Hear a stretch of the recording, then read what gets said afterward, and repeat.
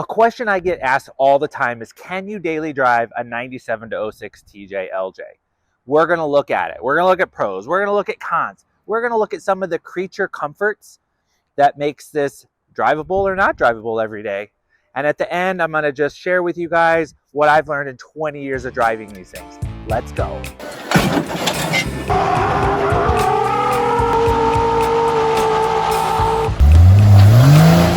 Hello everybody, welcome back to the channel. Thanks for joining us.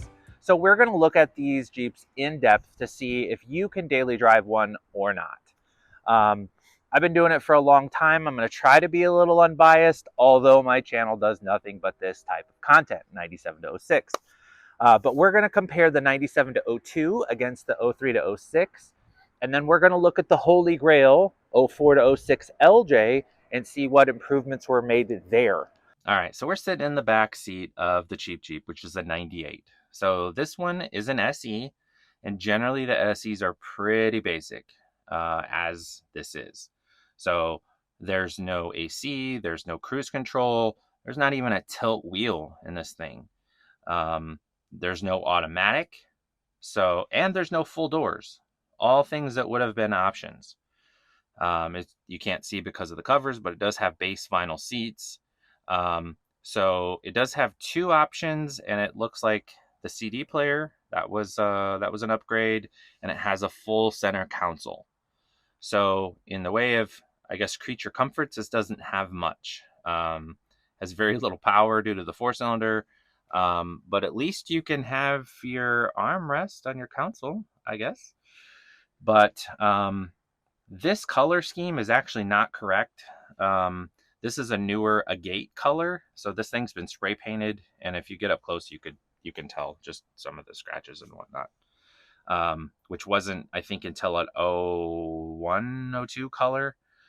So your options were light gray, which is what this is, and I believe called saddle tan.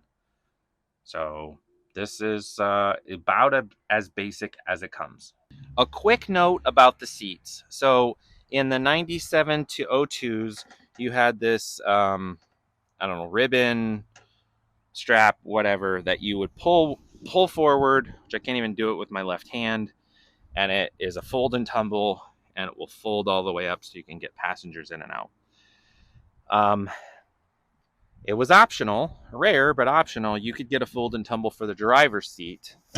And so that just made it a little easier for people to get in and out.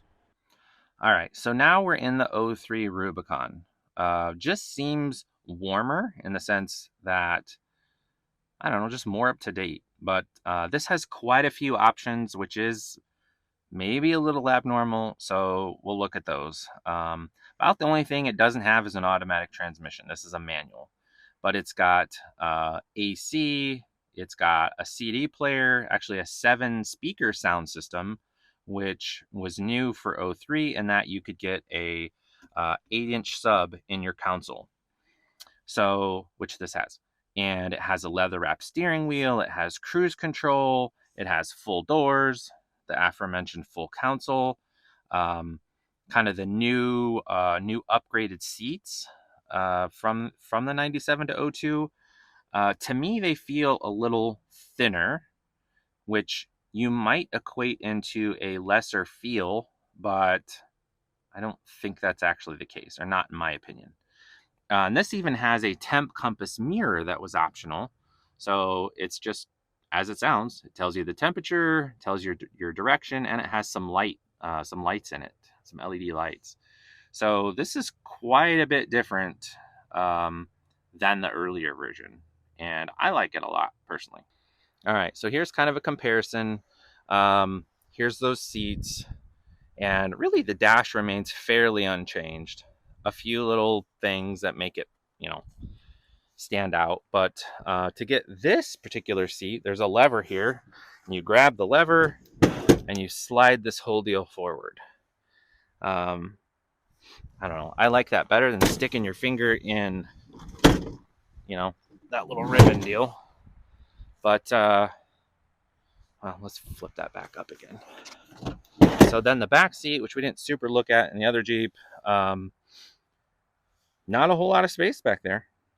Heating and cooling. So I honestly think Jeeps get a bad rap because of the old CJs. You had two places that the heat could come out, um, and you just didn't have the advancements in technology that we do now with soft tops. So, and really this applies to any vehicle. If you don't have a proper cooling system, you're not going to get good heat. So if your heater core's plugged or if you have sludge in there, um, any vehicle isn't going to have great heat. So, um, I've never really had heating issues. I bought some that have had heating issues, but after a coolant change or flushing a heater core, it's been good to go. AC systems, kind of controversial. Um, you're going to get a lot of people that say, "Oh, you can take your top and doors off. You don't need AC." Well, I get that, but then there's the folks who have like nasty dry heat out west, who really, really need that. And here again, if you don't have a properly set up system, it's a little unfair to base Jeeps off of that, because any vehicle doesn't have a properly set up system is going to have poor AC. But otherwise, AC wasn't a real big option. I'm going to guess somewhere of maybe half to 60% of Jeeps might have AC. But otherwise, I mean, you really got to be looking. I've bought Jeeps and got them home. I was like, oh, crap, there's no AC. Oh! Here's neither a pro nor a con for you. It kind of comes down to preference. This is an example of a half door. You've got a soft canvas, in most cases, upper, and then the the half hard door. So what's pretty neat about these, boom, just like that, summer day, these are off, you're cooking with bacon. Now, the con to that, I suppose, is you're going in a drive-through, it's cold, you gotta zip this down, and you gotta fold it in all while you're sitting in there, and that's just no bueno. They make noise, these zippers flap around. So I personally am not a fan of half doors. They are cool maybe for a second set of doors, like trail doors, but I just don't like them. My son, on the other hand, he loves them. I'm a big full door guy. Let's go look at those. All right, look at that. You got a crank this sucker down. Let's just crank it down. Boom, full door. Look at that. The windows roll up. They're nice. They're a little bit heavier when you go to lift them off, but they come off just like the half doors. You just pop them off, and look at that. Nature's pretty neat. Lining them up, I just put it, which you can't see, I put it down on my thigh and just drop her down in there, and away we go. Do Jeeps get bad gas mileage? Yeah. It's not a Honda. It's not a Prius. They're unaerodynamic boxes, but they bring you so much joy, you guys. In fact, I like to say smiles per gallon and not miles per gallon, because I get a lot of enjoyment out of these things. And look at me, like I'm smiling and I'm just sitting in one talking about these things. But seriously, like, yeah, 15 to 20 at very best. And we're talking, probably a 6-cylinder 5-speed with 307 gears that's going downhill. They're not good on fuel. They do bring you smiles. And of course, like with anything else, like you can modify them. You put bigger tires on, you can change your gear ratios. And that's really why, if you've watched any of my videos, I'm a big fan of the 2-inch rock crawler lift. I like that low center of gravity. Just they're not so tippy, which there's a little bit of that. So smiles per gallon is what I'm gonna go with. Okay, so I'm gonna try to hold this and measure, but we only have in the back of a TJ about 12 inches of usable space here. And of course the seat tapers up, so there is not a lot of room back here. So let's pop over here to the LJ, and wow, look at this. I think there's something like, yeah, there's like, what, 16 inches more? No, 12 inches more, roughly. And look at all that room for activities. That's where the Unlimited shines. And looking in here real quick, the Unlimited also nets you 2 more inches of footroom here for your rear passengers. That's, of course, pretty amazing. But for the LJ, um, there's your space, and there's your space. Because they're longer, they just ride so much better. And that's why people are goo-goo over these things. Well, that and they're so rare, honestly. Before we get to the best part of the video, I left out a couple things here that I wanted to fix for you guys. So I mentioned the 97 to like 01, 02, you got that light gray interior, and then you had the saddle tan interior. I think that was all the way until 02. For 03 to 06, you had agate, that dark color that you saw in the Red Ruby. And then there's another color option, khaki. So khaki is kind of lighter version of that saddle tan. Then over to the dual fold and tumble seats. I mentioned that it's pretty rare to find that in the 97 to 02. Much more likely to find it in the 03 to 06. LJs all had that driver's flip fold and tumble seat. Sports, Saharas, some of those other crazy models, still mostly optional, but again, easier to find. You're probably like, Derek, why are you telling me all this? I don't need to know interior colors. You're right. I apologize. I do kind of geek out over options and colors and all that sort of thing. But as far as, fuel efficiency, heat, soft tops, AC are all kind of things that you should be thinking about if you're going to drive these things every day. So now let's get to the exciting part. Let's go over the pros and cons. Let's hit it with the cons first. So we hit fuel efficiency. We know it's a gigantic unaerodynamic box. It's also not a sports car. You're not meant to get anywhere quickly. You can get there in style, mind you, with your top and doors off, but it's not going to be quick. It doesn't ride like a Cadillac.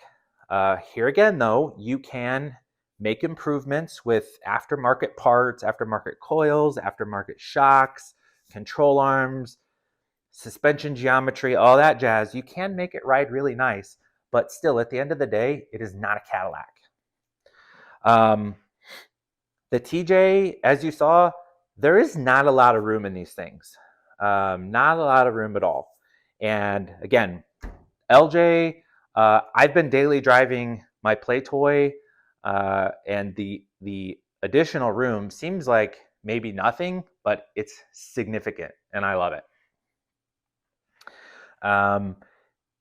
Depending on your age, where you are in the country, insurance might be higher. While it's not a sports car, it's a SUV, so there is that to consider. They are not comfortable on long trips.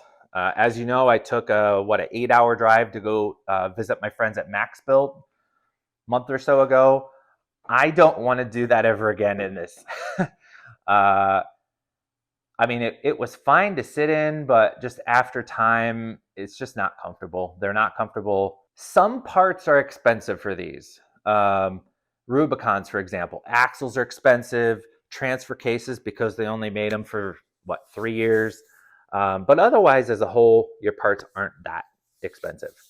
And then the last con for these things is rust. These are bad. They're notorious. I kind of think they have been for years. Salt and sediment gets in the frame and sits there, and they basically rust from the inside out. And lastly, with the pros, which I believe outweigh the cons. Look at this thing.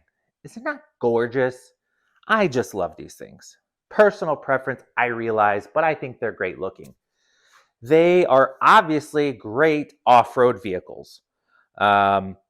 Even Bronco and Toyota owners are jealous. Uh, they are reliable with the legendary 4.0. And again, you've seen in some of my other videos, the 2.5 is a fantastic engine. The 2.4, that's a whole other story. But parts are everywhere. Again, they're so customizable. You can, whatever flavor of Jeep that you think up, you can make it happen. These things are still, the off-road support and the aftermarket support are significant for these things. They're easy to work on. There's really not much to these. The like electronic stuff that came with the newer JKs and on, like ABS, you don't have to worry about any of that here. You take the top and your doors off. That's fantastic. And I know we talked about fuel economy, which is a con, but again, miles per gallon, you guys. You only live once, right? Lastly, these things hold their value so well. If you have a nice TJ LJ that hasn't been in the Rust Belt, it's worth some money. Now, granted, things aren't great right now, but it'll turn around. All right, guys, for 20 years, I've been daily driving a TJ or LJ. In that span, I'm on, 92, 93, and I wouldn't change a thing about it. In that time, I've had one Jeep that had death wobble. I never had an engine failure. I never had a transmission failure. Granted, I bought some with those issues and fixed them, but I personally never experienced that myself. Yeah, I had heat issues, or I had AC issues, or I had, serviceable parts, alternators, radiators, water pumps, that kind of thing, which is common on any vehicle. I went through 3 kids, putting them in a car seat when they were little, in that whatever deal, stretching up, contorting my body, locking them in there. And again, I wouldn't change it for anything. So if you go into it knowing that it's not a speed machine, it's not a Prius, like if you know that and you're just going to enjoy your time while you're in these things, I highly recommend it. If you're looking for those things, you might want to just have this be a toy. So with that said, guys, thank you so much for watching this video. We'll see you on the next one. Take care.